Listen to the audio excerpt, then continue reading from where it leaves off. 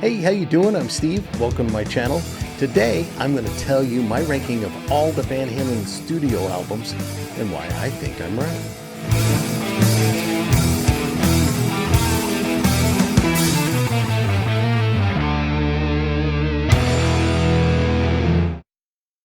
Van Halen sold more than 75 million records, and they have easily got the most iconic guitar solo ever.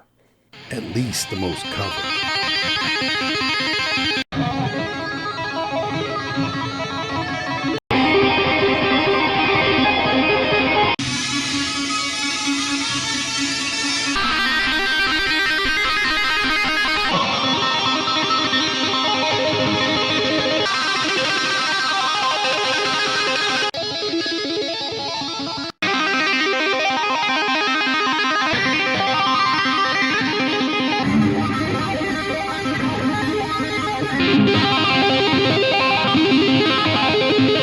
It makes the best of lists always. Ironically, it always seems to be number 2, but there's always a different solo at number 1. It's never the same one, so I think Eddie's getting shafted on that. No way! Up until the Balance album, Van Halen reminded me, well, it still does, of summertime. Driving around with the windows down, the radio on 10, and singing along to every song. Man, I love these guys. All I need are some tasty waves, a cool buzz, Some Van Halen, and I'm fine. Now, it was actually kind of tough for me to do the ranking. I would pick an album and I'd say, but wait, that album was cool. And wait a minute, what about those songs? And it was just really hard. So I did the best I could, tried to base it on what I liked. You know, it's like trying to pick your favorite child. I love them all the same. Anyway, there were 6 albums with the original lineup with David Lee Roth, 5 albums with Sammy Hagar, and 1 album with Gary Cherone. My pick's the same as yours? Let's find out. 12.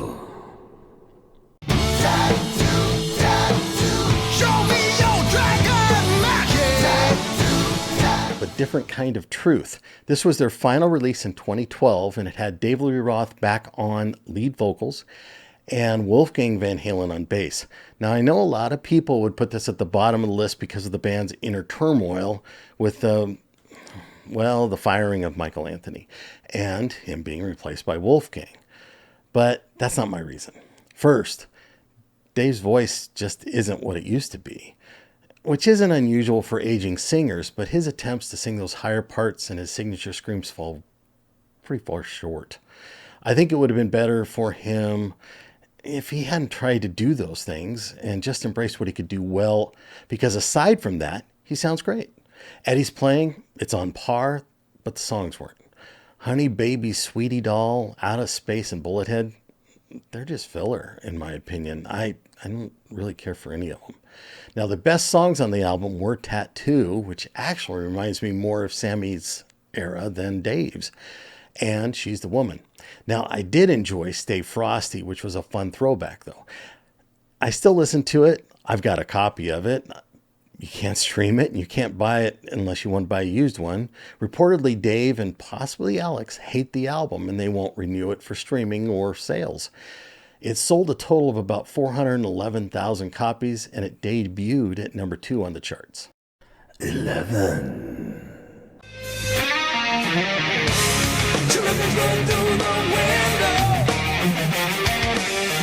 Balance.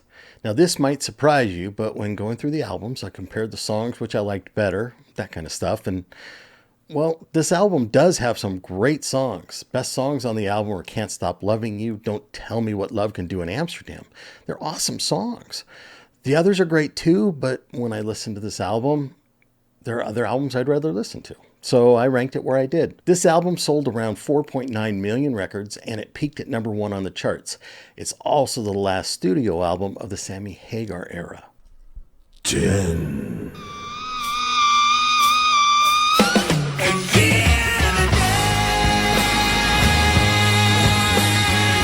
Van Halen 3. This is the only album featuring Gary Cherone on lead vocals, and it was released in 1998. This was hard because even though it only sold around 800,000 copies, I think there are some great songs on this. Best song, I think, is Year to the Day. I just love that song. And this album features the only song Eddie sang lead on. It's called How Many Say I, which I actually enjoy. I know I'm in the minority here. I think this album is pretty darn good, and I think it was just a victim of circumstance of the time. 9.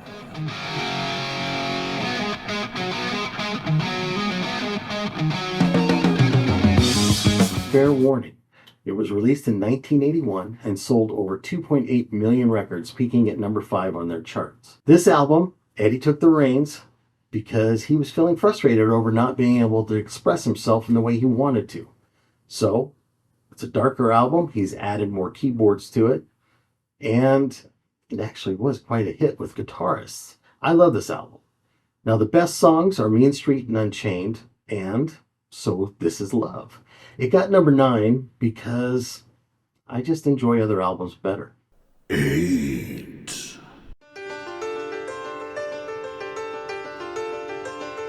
For Unlawful Carnal Knowledge. Released in 1991, it sold over 3.9 million copies, and it stayed at number 1 on the chart for 3 weeks. It's their third album to hit number 1. This album was great. It had some awesome songs on it. The best songs on the album were Pound Cake, Right Now, Run Around, and Top of the World. It also features 316, a song Eddie wrote and played for Wolfgang when Valerie was still pregnant. He'd put the acoustic guitar on her belly and play the song. Now, at the beginning of Pound Cake, Eddie starts it with a drill. And there was a little bit of controversy here, but it wasn't that big a deal. Paul Gilbert of Mr. Big and Racer X fame, he's known for using a drill.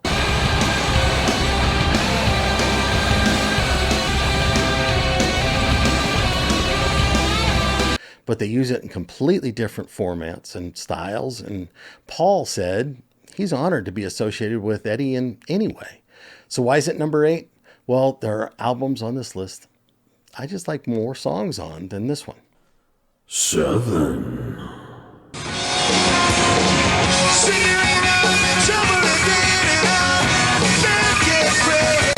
Diver Down.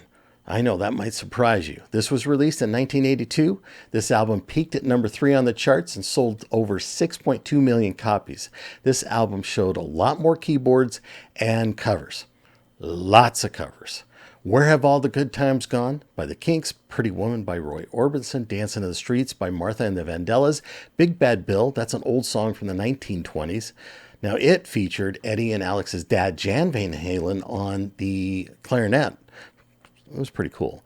And an old Roy Rogers and Dale Evans song, Happy Trails.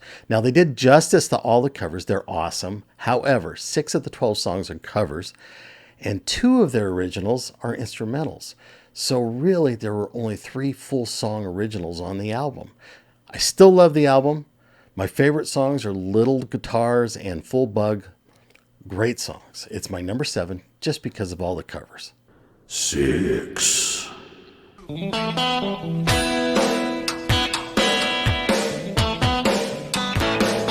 OU812, released in 1988, peaking at number 1 and selling over 5 million albums. This album was awesome.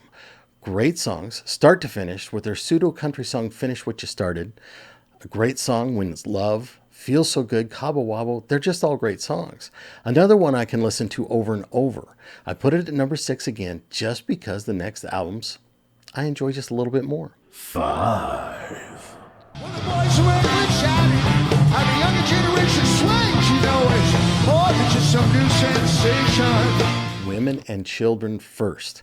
Released in 1980, it peaked at number 6 and sold around 5 million copies. This entire album was the anthem of my youth.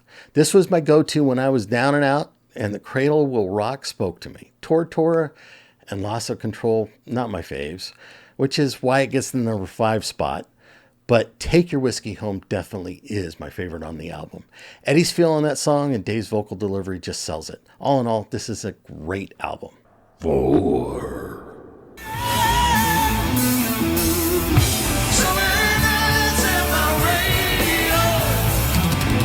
5150.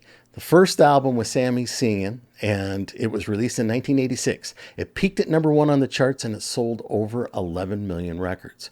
It's their third highest selling album. Okay, I know there are those of you who hate the Sammy Hagar era. Ooh, them fighting words. And I get it. It was a departure from the David Lee Roth era, just different music. But I think it shows a more mature and refined Eddie. I love every song on this album. And like I said, this is summertime listening to me. It takes number 4 because I think it was the best album that Sammy did with him. 3.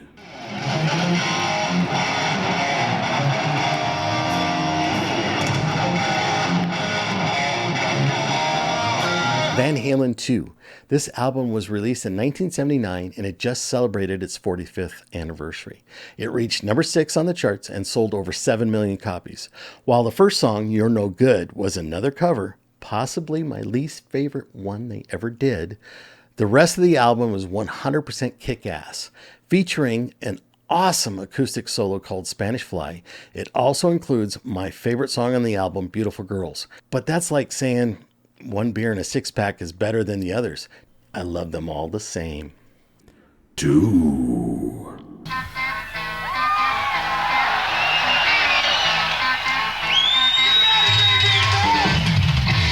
1984.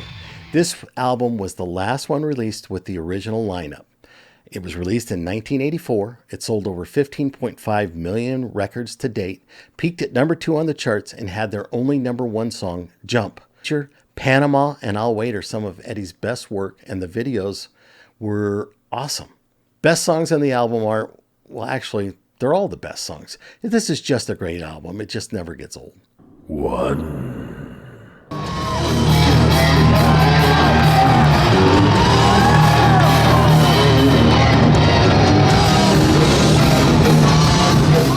Number 1, okay, no surprise here. It's Van Halen's first release, Van Halen.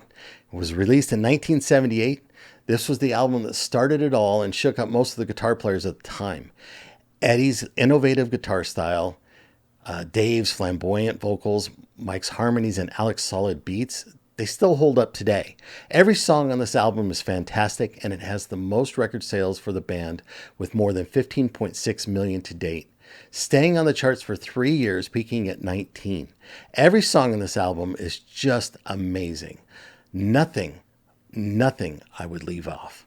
In my opinion, it is utter perfection. So there you go, my rankings for all the Van Halen albums. What do you think? Do you agree with me? Do you think I mixed up a couple of them, or do you think I just was dropped on my head too many times when I was a baby? I only dropped you once.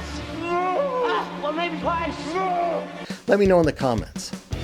Thanks for watching. I hope you enjoyed the video. If you did, do me a favor, give me a thumbs up. If you like this content, want to see more, consider subscribing. Until next time, no matter what anybody says, don't forget, rock's not dead. Take care.